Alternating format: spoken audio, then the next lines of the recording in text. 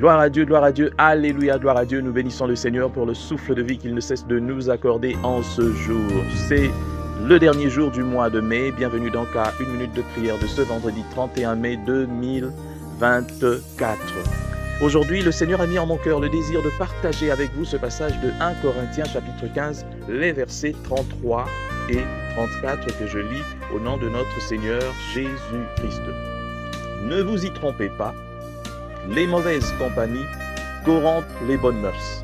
Revenez à vous-même, comme il est convenable, et ne péchez point, car quelques-uns ne connaissent pas Dieu, je le dis à votre honte. Revenez à vous-même.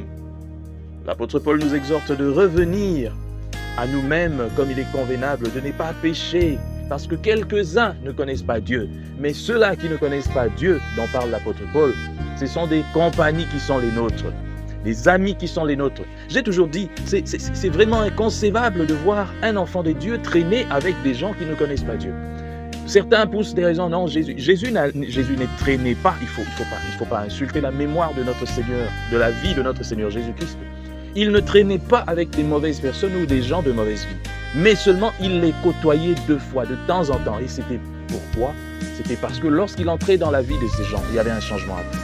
Je ne pense pas que Zachée soit resté le même après sa rencontre avec le Seigneur Jésus-Christ.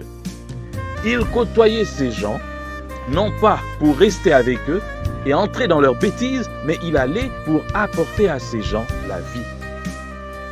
Mais toi, tu as des amis, des copains, des copines qui te poussent à faire des choses qui ne sont pas en accord avec la parole de Dieu. Vous êtes là quand toi, tu es avec tes camarades, tes amis du travail ou bien de l'école, de l'université. On a beaucoup de peine à comprendre que tu es un enfant de Dieu, que tu es chrétien, que tu es chrétienne. Parce que c'est que vous racontez même, les bêtises que vous sortez de vos bouches, ne montrent même pas que tu es une chrétienne, que tu es un chrétien. Or, la Bible dit, nous aurons à rendre compte pour chaque parole vaine que nous aurons prononcée de nos bouches. Ça, tu ne le sais pas, tu ne le savais pas, tu le sais maintenant. Tu es avec tes amis. On ne sait même pas distinguer qui est qui. Et 2 fois, c'est toi qui anime. Mais en même temps, c'est toi qui viens chanter à la chorale, à l'église. Non. Et c'est toi qui es au protocole. Parce que tu penses qu'être protocole, c'est juste venir te mettre là, t'habiller, tu te mets là et puis tu fais entrer les gens. Tu ne sais pas que tu es en train de servir le Seigneur à l'église. Et ça, c'est très grave. J'ai vu ça dans beaucoup d'églises où les jeunes s'en foutent éperdument. Surtout ceux-là qui sont à la chorale ou bien dans le groupe de chant. 2 fois, ils chantent, et puis lors de la prédication, ils sortent à l'extérieur, ils sont là en train de s'amuser, de causer de tout et de rien, donc ils ne viennent même pas au culte. Et ça, sachez que dans une église comme la mienne, vous n'aurez pas à commettre ces bêtises. Lorsque tu sers, tu dois être décent ou décente pour les filles.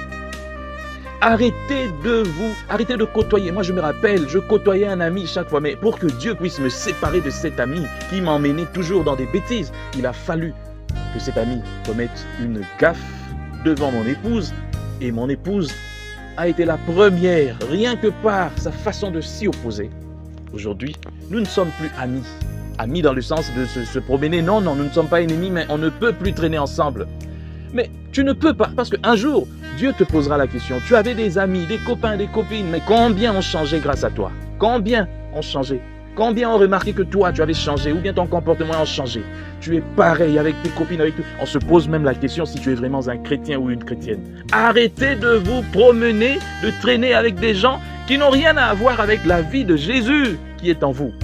Ou alors, vous n'avez pas cette vie, vous n'avez jamais changé. Et je vous appelle aujourd'hui, ce matin, à changer, à être transformé, à recevoir Jésus dans vos vies. Ouvrez vos cœurs et changez. Si vous changez, vous ne serez plus entouré de ces gens. Ces gens viendront vers vous pour recevoir ce que vous avez. Et ceux-là qui ne sont pas en accord avec la parole de Dieu s'en iront eux-mêmes, elles-mêmes, parce qu'il y aura contradiction. Mais si, malgré qu'on vous appelle choriste ou quoi, chantre, évangéliste, pasteur ou prophète, mais vous attirez toujours des gens qui sont contraires à la parole de Dieu, alors là, ça craint. Que Dieu bénisse sa parole et je lance un appel à toute personne qui veut vraiment recevoir la vie de Jésus et marcher dans sa crainte. Nous prions. Père éternel, merci pour cette parole que tu nous donnes. Donne-nous le courage, Seigneur, de pouvoir vivre notre vie chrétienne.